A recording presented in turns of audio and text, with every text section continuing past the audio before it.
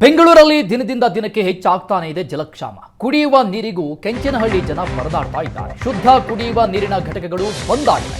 ಇದರಿಂದ ಜನಕ್ಕೆ ಮತ್ತಷ್ಟು ತೊಂದರೆ ಉಂಟಾಗಿದೆ. ಬೇಸಿಗೆಯ ಆರಂಭದಲ್ಲಿ ಬೆಂಗಳೂರಲ್ಲಿ ಜಲಕ್ಷಾಮ ಹೆಚ್ಚಾಗ್ತಾ ಇದೆ ದಿನದಿಂದ ದಿನಕ್ಕೆ. ಕೆಂಚನಹಳ್ಳಿ ಜನ ಪರದಾಡ್ತಾ ಇದ್ದಾರೆ ಕುಡಿಯೋ ನೀರಿಗಾಗಿ. ಶುದ್ಧ ಕುಡಿಯುವ ನೀರಿನ ಘಟಕಗಳು ಬಂದಾಗಿದೆ. ಇದರಿಂದ ಮತ್ತಷ್ಟು ಸಮಸ್ಯೆ ಹೆಚ್ಚಾಗಿದೆ.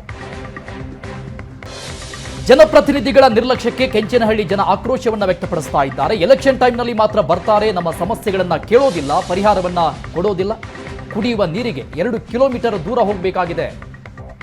ಕೆಂಚನಹಳ್ಳಿಯಲ್ಲಿ ಟ್ಯಾಂಕರ್ ಮಾಫಿಯಾ ಹೆಚ್ಚಾಗಿದೆ ಅಂತ ಜನ ತಮ್ಮ ಅಳಲು ತೋಡ್ಕೊಂಡಿದ್ದಾರೆ. ಒಂದು ಟ್ಯಾಂಕರ್ಗೆ 1,000 ರೂಪಾಯಿ ಕೊಡಬೇಕು.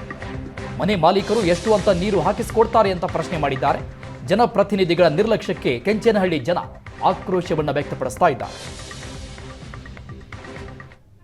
ಬೆಂಗಳೂರಿನ ಬಹುತೇಕ ಭಾಗಗಳಲ್ಲಿ ನೀರಿನ ಸಮಸ್ಯೆ ಆರಂಭವಾಗಿದ್ದು ಕುಡಿಯುವ ನೀರಿಗೂ ಕೂಡ ಹಾಹಾಕಾರ ಶುರುವಾಗಿದೆ.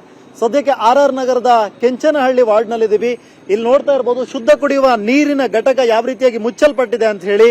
ಇಡೀ ಏರಿಯಾಗಳಲ್ಲಿ ಶುದ್ಧ ನೀರಿನ ಘಟಕ ಯಾವುದೂ ಕೂಡ ಸರಿಯಾಗಿ ವರ್ಕ್ ಆಗ್ತಾ ಇಲ್ಲ. ಹಾಗಾಗಿ ಏರಿಯಾದ ಜನ ಅಟ್ಲೀಸ್ಟ್ ಕುಡಿಯುವ ನೀರಿಗೂ ಕೂಡ ಇವತ್ತು ತೊಂದರೆಯನ್ನು ಅನುಭವಿಸ್ತಾ ಇರುವಂತಹ ಸ್ಥಿತಿಯಲ್ಲಿದ್ದಾರೆ. ಇದು ಸದ್ಯಕ್ಕೆ ಬೇಸಿಗೆ ಆರಂಭಕ್ಕೆ ಮೊದಲು ಇದೇ ಫೆಬ್ರವರಿ ತಿಂಗಳಲ್ಲಿ ಯಾವ ರೀತಿಯಾದಂತಹ ಪರಿಸ್ಥಿತಿ ಇದೆ ಅಂತ ನೋಡ್ತಾ ಇರಬಹುದು. ಈ ಒಂದು ಜಾಗದಲ್ಲಿ ಹಿಂದೆ ಬೋರ್ ಇತ್ತು, ಪಂಪ್ ಮಾಡುವಂತ ಬೋರ್ ಇತ್ತು.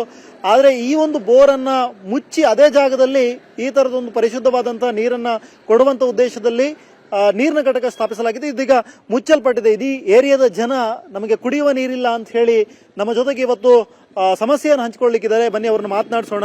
ಸರ್, ಏನಾಗಿದೆ ಸರ್ ಈ ಏರಿಯಾದಲ್ಲಿ? ಸಮಸ್ಯೆ ಏನಾಗಿದೆ ಸರ್? ಸರ್, ಇಲ್ಲಿ ಇದು 1.5 ವರ್ಷ ಆಯ್ತು ಮುಚ್ಚಿ. ಇದು ಏನಾಗಿದೆ ಅಂತ ನಮಗೂ ಗೊತ್ತಿಲ್ಲ. ನಾವೊಂದು 500 ರೂಪಾಯಿ ರೀಚಾರ್ಜ್ ಮಾಡಿದ್ದು ಹಂಗೆ ಇದೆ. ಕಾರ್ಡ್ ಅದೇ ತರ ಮನೆಯಲ್ಲಿದೆ.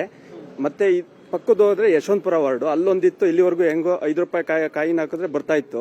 ಇವತ್ತು ಅದು ಮುಚ್ಚಿದ್ದಾರೆ. ಇವಾಗ 2-3 ವರ್ಷದಿಂದ ನಮ್ಗೆ ನೀರೊಂದು ತೊಂದರೆ ಆಗೋಗ್ಬಿಟ್ಟಿದೆ. ನೀರುಗಳು ಬರ್ತಾ ಇಲ್ಲ. ಸುಮ್ನೆ ಸಿಹಿ ನೀರು ಕೊಡ್ತಾ ಇಲ್ಲ, ಉಪ್ಪು ನೀರು ಕೊಡ್ತಾ ಇಲ್ಲ. ಇಲ್ಲಿ ನೀರೊಂದು ಅಂತ ಹಾಕಿದ್ರು ಅದು ಬಿಚ್ಕೊಂಡು ಹೋಗ್ಬಿಟ್ರು. ಇವಾಗ ಕುಡಿಯಕ್ ನೀರ್ ಇದ್ರೇನೆ ಸುಮ್ನೆ ಜನಗಳು ಅಲಿಬೇಕು. ಈ ಮೋರಿಗಳಂತೂ ಇದ್ದಿದ್ದು ಅಧ್ವಾನ ಆಗೋಯ್ತು. ಮನೆಗಳ ಹತ್ರ ಇರಕ್ಕಾಗಲ್ಲ. ಇಷ್ಟೊಂದೆಲ್ಲ ತೊಂದರೆಗಳಾಯ್ತಾವೆ. ಯಾರು ಬಂದು ಎಲೆಕ್ಷನ್ ಗೆದ್ದೆ ಅಂತ ಬರ್ತಾರೆ ಹೊರತು ಯಾರು ಬಂದು ಏನು ಮಾಡ್ತಾ ಇಲ್ಲ. ಈ ನೀರು ಕಾವೇರಿ ನೀರು ಕುಡಿತೀವಿ, ಇದನ್ನು ಕುಡಿತೀವಿ, ಬೋರ್ ನೀರು ಎಲ್ಲ ಬೇಕು ಸರ್. ಜನಗಳಿಗೆ ಅದನ್ನೇ ಎಲ್ಲರಿಗೂ ಬಹಳ ತೊಂದರೆ ಆಗ್ಬಿಟ್ಟಿದೆ ನೀರಿಂದಾನೆ. ನೀರಿಲ್ದೆ ಜನಗಳು ಏನ್ ಮಾಡಕ್ಕಾಗುತ್ತೆ? ಅವ್ರು ಚೆನ್ನಾಗಿದ್ರೆ ತಾನೇ ಇವ್ರುಗಳು ನಾಳೆ ದಿವಸ ಬಂದು ಓಟ್ ಕೇಳೋದು ಮನೆ ಬಾಕ್ಲಿಗೆ. ಓಟ್ ಕೇಳೋದು, ಓಟ್ ಬೇಕಾದಾಗ ಮಾತ್ರ ಎಲ್ಲವನ್ನೂ ಮನೆ ಹತ್ರ ಬರ್ತಾರೆ. ಇವಾಗ ಯಾವನಾರ ಬರ್ತಾರ? ಒಬ್ರಿಗೆ ಏನಾರ ತೊಂದರೆ ಇದೆ ಬರ್ತಾರೆ ಯಾವನಾರ? ಯಾರು ಬರಲ್ಲ. ಅವ್ರವ್ರ ಮನೇಲಿ ಅವ್ರು ಇರ್ತಾರೆ ಅಷ್ಟೇ ಸರ್. ಯಾರು ಬರಲ್ಲ. ಇವಾಗ ಮೇನ್ ಆಗಿ ನೀರ್ ಬೇಕಿಲ್ಲಿ. ಒಂದು ವಾರಕ್ಕೆ 3 ಲೀಟರ್ 3 ಟ್ಯಾಂಕರ್ 4 ಟ್ಯಾಂಕರ್ ನೀರ್ ಬೇಕು. ಅದು 6,000 ತತ್ತಾನೆ, 4,500 ತತ್ತಾನೆ ನೀರ ಯಾವ ಮೂಲೆ ಬಿಡ್ತಾನೆ ಅವನು? ಈಗ ಒಂದು ಮನೆಯಲ್ಲಿ 5-6 ಮನೆಗಳು ಇರ್ತವೆ. ಒಂದು ಟ್ಯಾಂಕರ್ ಗಾಡಿ ಯಾವ ಮೂಲೆಗಾಯ್ತು ಯೋಚನೆ ಮಾಡಿ ಹೋಲಿ. ಭಾರಿ ಸಮಸ್ಯೆ ಆಗೋಗ್ಬಿಟ್ಟಿದೆ. 1,500 ರೂಪಾಯಿ ತಗೋತಾವ್ರೆ ಒಂದು ಟ್ಯಾಂಕರ್ ಗಾಡಿ ನೀರಿಗೆ. ಎಲ್ಲಿಂದ ತಂದ್ಕೊಡೋದು?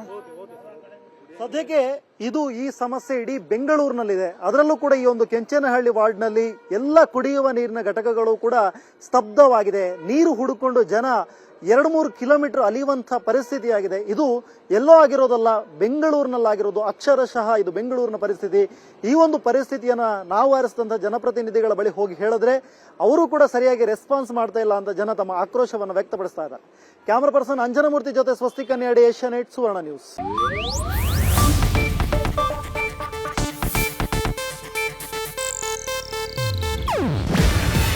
ಇದು ಏಷ್ಯಾನೆಟ್ ನ್ಯೂಸ್ ನೆಟ್ವರ್ಕ್ ಪ್ರಸ್ತುತಿ. ನೀವು ನೋಡ್ತಿದ್ದೀರಾ ಏಷ್ಯಾನೆಟ್ ಸುವರ್ಣ ನ್ಯೂಸ್.